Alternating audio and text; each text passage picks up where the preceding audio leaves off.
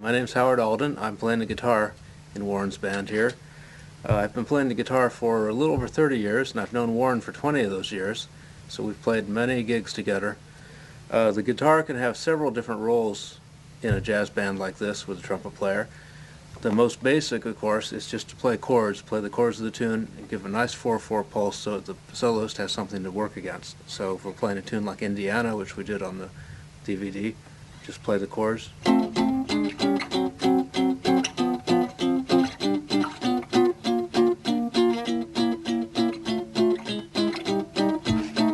When I do something like that, I'm kind of performing both the role of the guitar and also kind of the role of the drums and the bass at the same time, and providing a nice pulse as well as playing the chords. Sometimes I'll let the bass player and the drums keep the time, and I'll just play chords behind a little freer, like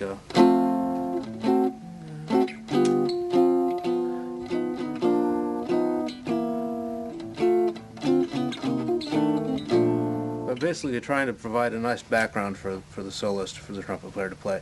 The other thing that I can do, because the guitar player, particularly the electric guitar, can play single notes, is I'll perform the part of another horn. So when Warren is playing a melody, I'll play.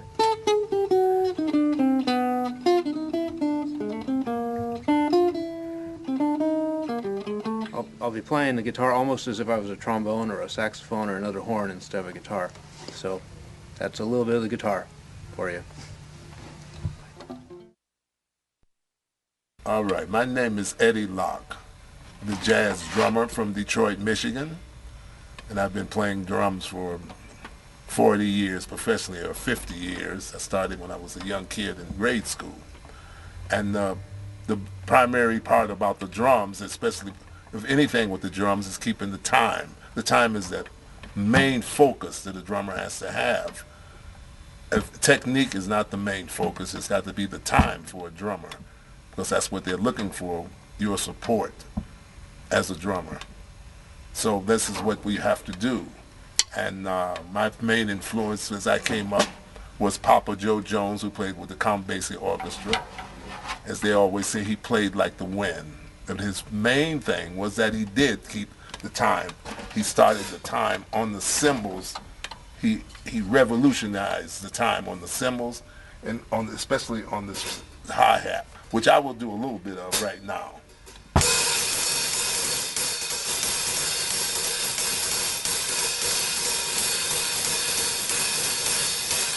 It's one of those things that sounds easy, but it takes a long time to make that sound like that consistent. And that's what a drummer has to have when someone wants to play with them, is have a consistent sound behind the horn player or the band. You are the glue. The drummer has to have this going on at all times. In any of his playing, even when he's playing from this cymbal,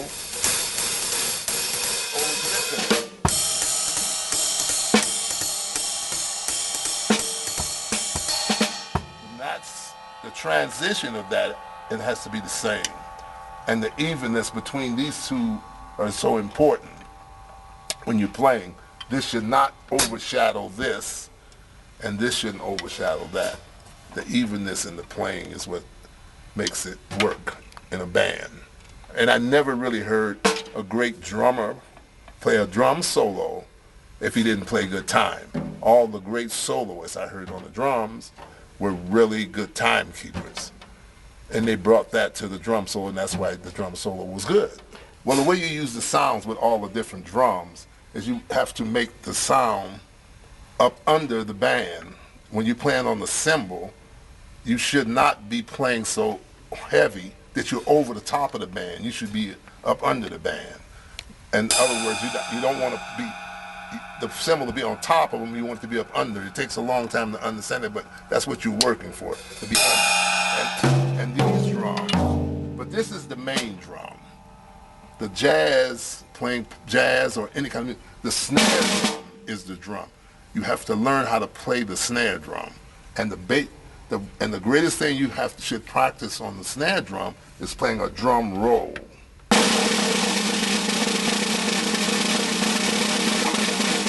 That is the key to playing the drums, is a drum roll, because that is, oh old drummers used to say, when in doubt, roll, because there's no time going on and you can get yourself together. But the drum roll is where you learn. And it's one thing that I always say when I talk about the drums to someone who's just trying to learn the drums. It's a famous etude called the 3 camps that you learn when you're very young.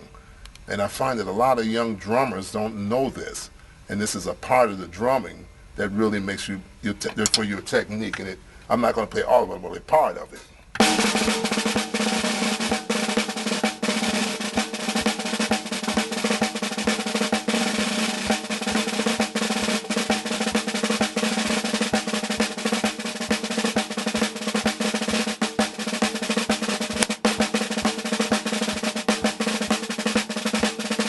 That is what they call the 3 camps.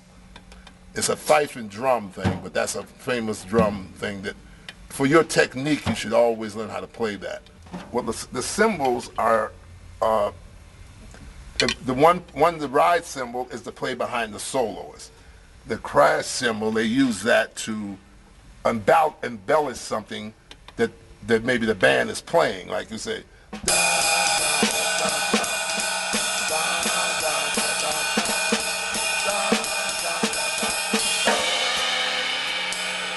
And that's where the crash cymbal, it makes an accent to embellish something that's going on.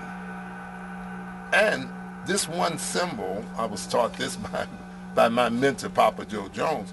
He told me one time, he said, take the stick and start at the bell of the cymbal and tap it lightly all the way down.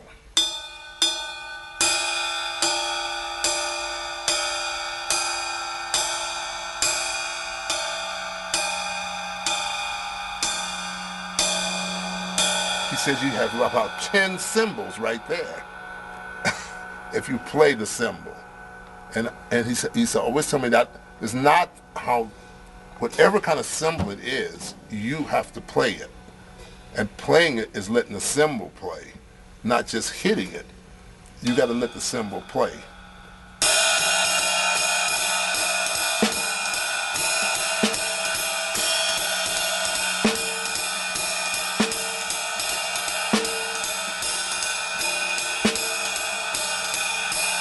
And you should always practice soft, because you can always play loud. But it's hard to learn how to play soft.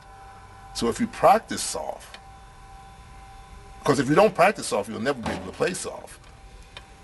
And that's what a lot of young people don't understand, that part of it. And when they start playing and everybody starts telling them, you're playing too loud, they can't play soft because they practice loud. It's something that you have to teach yourself how to do. Well, thank you very much for your time. And thank you, and just keep on swinging. That's real. Don't forget that. If you're gonna play, the drummer is there to swing the band, and it don't mean a thing if it ain't got that swing.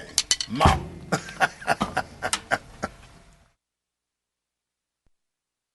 Hi, my name is Maury Wall. I play the bass, and I have done that for 40 years or so. I grew up in Australia, and I moved to New York City in 1978, and I like it here, and I think the music, I moved here because of the music, the level of the music. I think it's better here than anywhere else, really. But so playing the bass, I think what you're supposed to do is make the soloist sound better.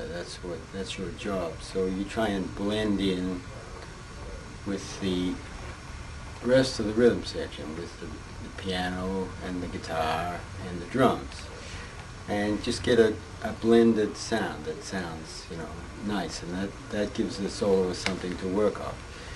So, I mean, bass playing has changed over the years, and I guess I'm from a more traditional school than a lot of younger people, but I think the direction of the line you're playing is very important. You're not just standing still. You're going up or you're going down, and I think it helps to play the bass. I think it helps to practice the piano. That's my advice to anybody who's playing the bass, is practice the piano a lot, and practice your chords and everything, and practice songs and learn the melodies and the chords.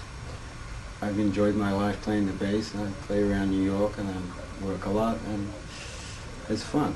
So that's about all I can think of to say right now, but I like it. Okay, thanks. Bye.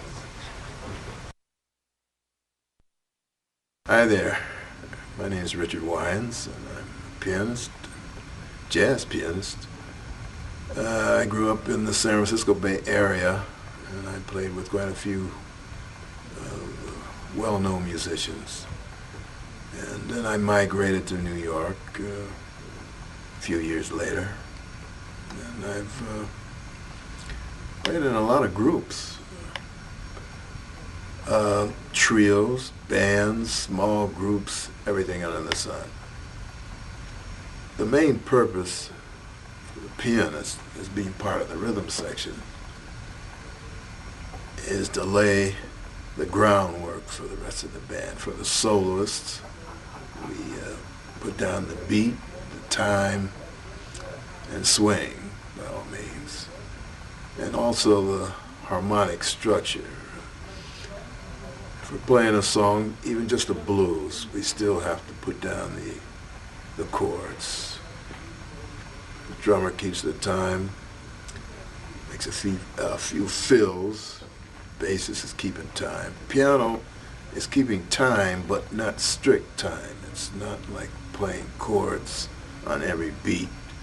You play in between, but it's a solid foundation. That's the whole idea. The rhythm section works as a unit. We have to be able to play together, and if we can't, then we're in trouble. But we have to support the band, regardless if it's a large band or a small band. We have to play